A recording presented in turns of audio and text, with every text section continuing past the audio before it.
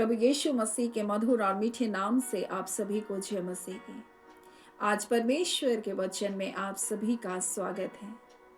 परमेश्वर पिता आज अपने वचनों के द्वारा आप सभी को बहुत आयत से आशीष को दे। पिता परमेश्वर आज अपने वचनों के द्वारा आपसे बोले और बातचीत करे। मत्ती उसके दूसरे अध्याय में हम ज्योतिषियों के बारे में देखते हैं। और ये ज्योतिषी इस बात को कहते हैं, हेरोद राजा के दिनों में जब यहूदिया के बैतलहम में यीशु का जन्म हुआ तो पूर्व से कई ज्योतिषी यरूशलेम में आकर पूछने लगे कि यहूदियों का राजा जिसका जन्म हुआ है कहाँ है। वो यरूशलेम में आकर के सबसे पूछने लगे कि यहूदियों का राजा कहाँ है जिसका जन्म हुआ है। और जब ये यरूशलेम में आकर पूछ रहे हैं तो हेरोद राजा बहुत घबरा गया, क्योंकि हेरोद राजा तक भी ये बातें पहुंची कि यहूदियों का राजा का जन्म हो गया। मेरे प्रियो, और ये ज्योतिषी जो बुद्धिमान लोग थे, जो ज्ञानवान लोग थे, जिन्होंने इस बात को जाना कि यहूदियों का राजा पैदा हो चुका है। और यरूशलेम में भी कई महान याजक थे, महायाजक थे, और यहाँ इस प्रकार से लिखा है शास्त्री थे।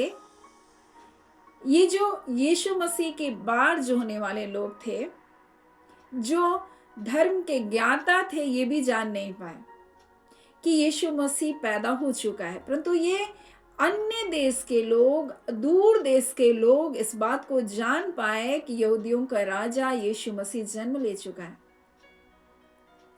मेरे प्रियो, कई बार हमारे जीवन में भी ऐसा होता है, जो कुछ हमारे पास है कीमती, हम उसकी कीमत नहीं जानते।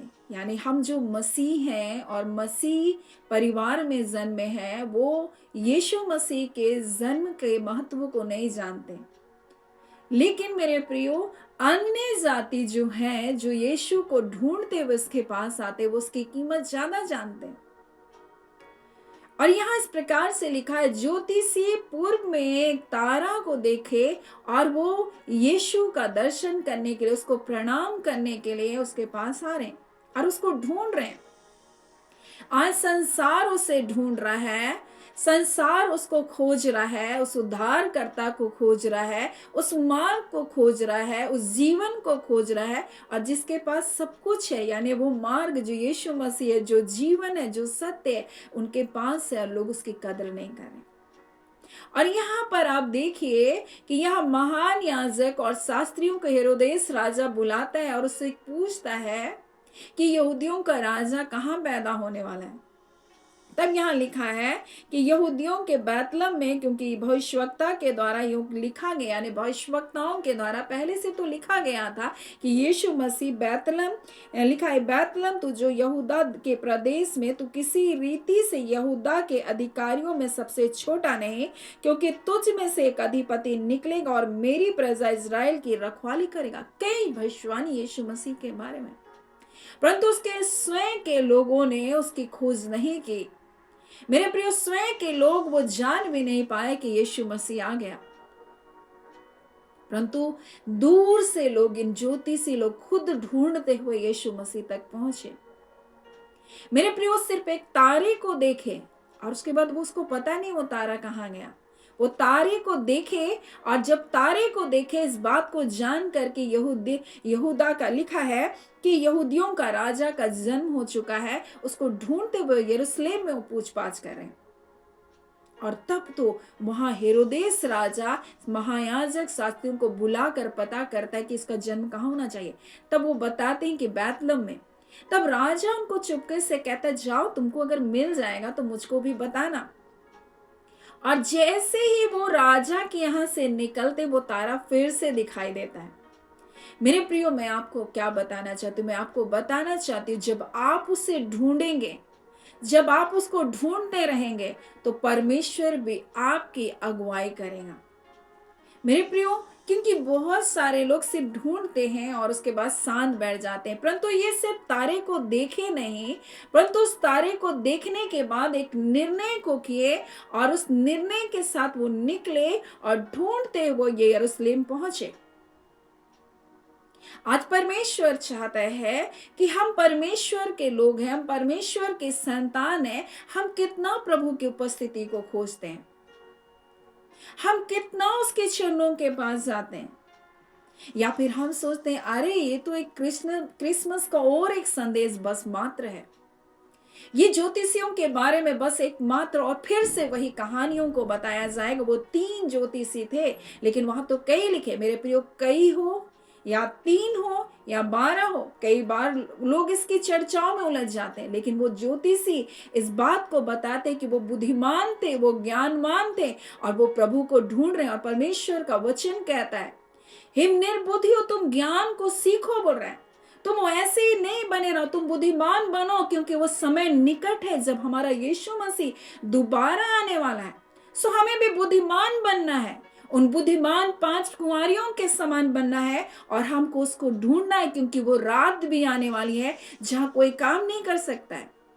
और एक समय ऐसा आया जब वो 10 कुंवारियों में 10 के 10 सो गई। मेरे प्रिय, एक समय ऐसा आएगा जब कोई काम नहीं कर सकेगा, वो अंधकार का समय होगा। परंतु आज हमारे पास प्रभु को खोजने का समय है। आज हमारे पास वचन है मेरे प्रियो। एक समय आएगा जब वचन की भूख और प्यास होगी और इस वचनों को ढूंढने के लिए लोग समुद्र के इस पार से उस पार जाएंगे। परंतु आज हमारे पास समय, हम कितना प्रभु की उपस्थिति को ढूंढ रहे हैं, हम कितने प्रभु के निकटता में जा रहे हैं। क्योंकि एक समय ऐसा आया जब बुद्धिमान कुमारियां और मूर्ख कुमारियां दोनों 10 के 10 सो गई। परंतु बुद्धिमान जानती थी कि दूल्हा आएगा और इसलिए एक तैयारी के साथ अपने जीवन को जी रही थी। आज मेरे प्रियो, परमेश्वर का वचन हमें बताता है ये बुद्धिमान ज्योतिषी थे और ये प्रभु को ढूंढ रहे थे। ये यहूदियों के राजा को ढूंढ रहे थे, वो यरूशलेम में खोज रहे थे।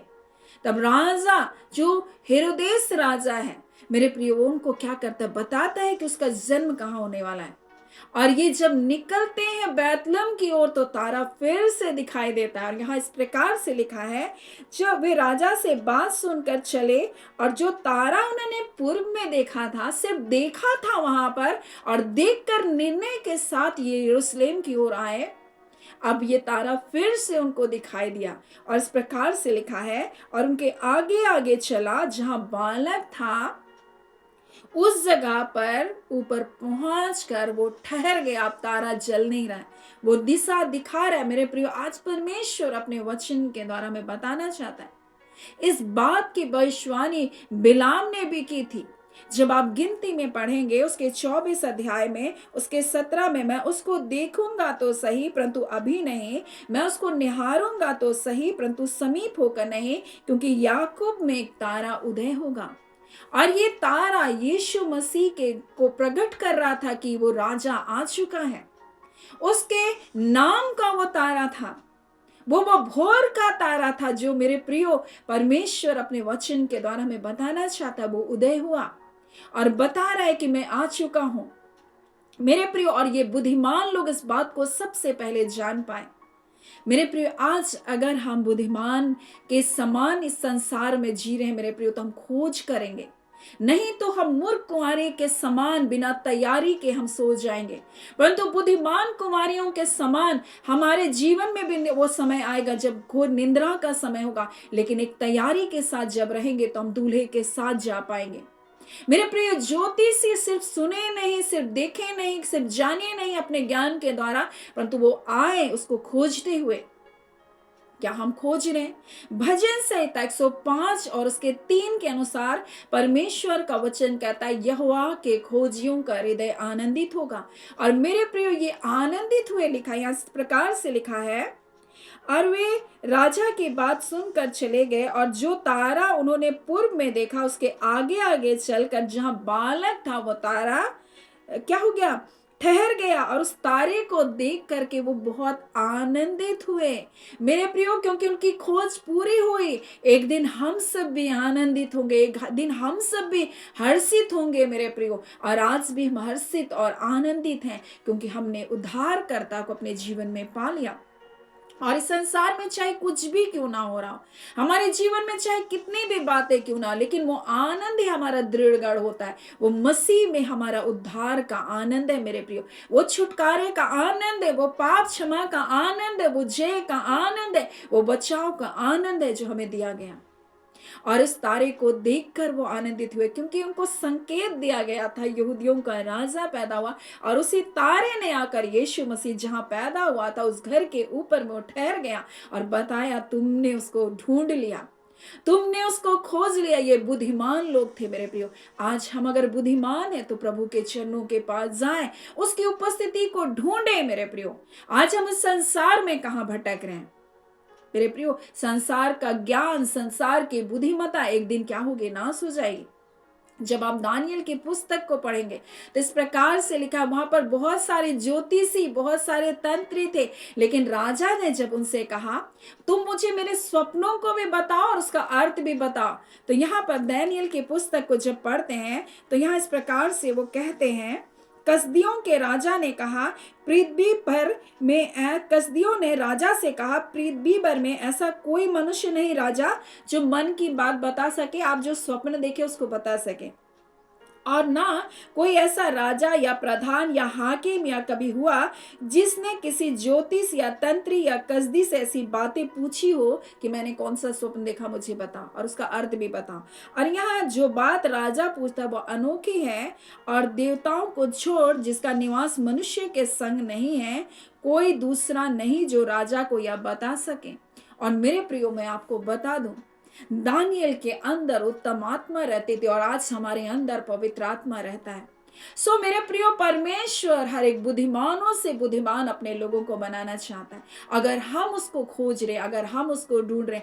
और दानियल क्या किया, राजा से कहा, राजा एक समय ठहरा और मैं तुझको स्वप्न भी बताऊंगा और स्वप्न का अर्थ भी बताऊंगा। और तब उन्होंने परमेश्वर के सामने जाकर परमेश्वर को ढूंढा, परमेश्वर की उपस्थिति को खोजा और परमेश्वर से कहा, इस प्रकार से परमेश्वर से प्रार्थना किया। तब भेद दानियल को रात के समय स्वर्ग के द्वारा प्रकट किया गया और दानियल ने स्वर्ग के परमेश्वर से यह कहकर धन्यवाद दिया, परमेश्वर का नाम युगान युग धन्य है, क्योंकि बुद्धि और पराक्रम उसी के है। समय और ऋतुओं को वही बदलता है, राजाओं का अस्त और उदय होना वही करता है। बुद्धिमानों को बुद्धि और समझ वालों को समझ वही देता है।